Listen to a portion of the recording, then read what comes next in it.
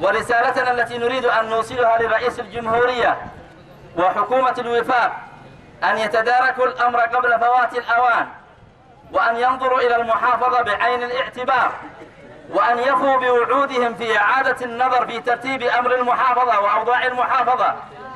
إننا نجني ثمار التمرد على قرارات رئيس الجمهورية وحكومة الوفاق الوطني. هذه الثمار المؤلمة المرة هي التخريب، هي الفوضى، هي أعمال لم تكن مشاهدة ولم تكن ملاحظة في المحافظة، هي المظاهر المسلحة، هي أعمال الفوضى الممنهجة التي يراد من ورائها تبويض العملية السياسية على مستوى المحافظة وعلى مستوى الجمهورية.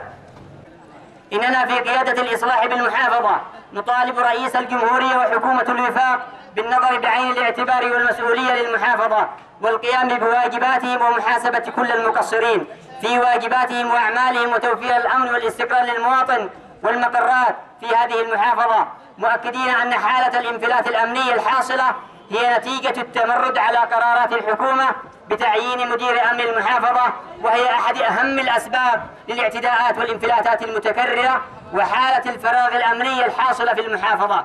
ونطالب رئيس الجمهورية والحكومة بسرعة معالجة وضع المحافظة كما يقضي على الاختلالات والتمرد ويحقق الأمن والسكينة والاستقرار للجميع.